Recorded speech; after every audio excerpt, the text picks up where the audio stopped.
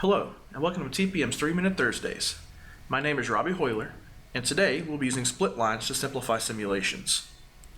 On my screen is a complete punch set for a CNC punch machine. These usually consist of two parts, a blade on top and a die on the bottom. The piece of sheet metal gets squeezed in between these two and the shape gets popped out. Much like this machine from Hako, Australia, there are usually many tools for different thicknesses and applications. For this simulation, I want to simulate the force needed to shear a piece of 16 gauge steel sheet metal with this cross-shaped die. We could run a simulation using all three parts in this assembly, but we really don't need to do that. We can actually simplify this assembly a lot by using the split line command. We can actually project the shape of the blade and the die onto the top and bottom of the piece of sheet metal. To do that, I'm going to edit this part in the context of the assembly. I'm going to start a sketch on the top of the piece of sheet metal, and this is going to represent the blade as it punches into the top of this piece of sheet metal. What I'm going to do is use my convert entities command to project this shape onto the top of the piece of sheet metal. Then I'm going to confirm the sketch and use my split line command and project that sketch onto that face. Now I have a split face on top of the piece of sheet metal that represents where the blade is going to touch the piece of sheet metal. Let's complete the same process for the die.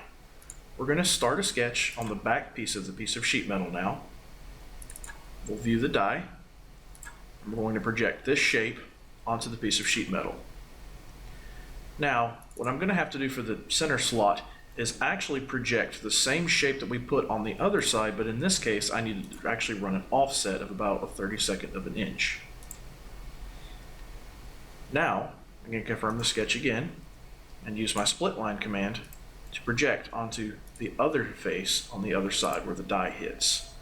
Now I have a part that has a split face on both sides with the correct offset for the blade and die. In the interest of time, I've already set up this simulation. I have a pressure load on the top face where the blade is, and then I have the fixed face for the die because the die actually does not move in operation. I can actually take each of these faces and apply individual mesh controls to these as well.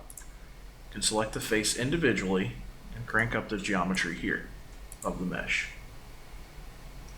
Then I can run the study, and without the parts inside of this assembly, we can view our results. We only need this part, we don't need to model the entire assembly. The split lines can effectively create the correct geometry applied to the piece of sheet metal without actually having to mesh the solid geometry. This has been TPM's 3-Minute Thursdays. Thank you, and we'll see you next time.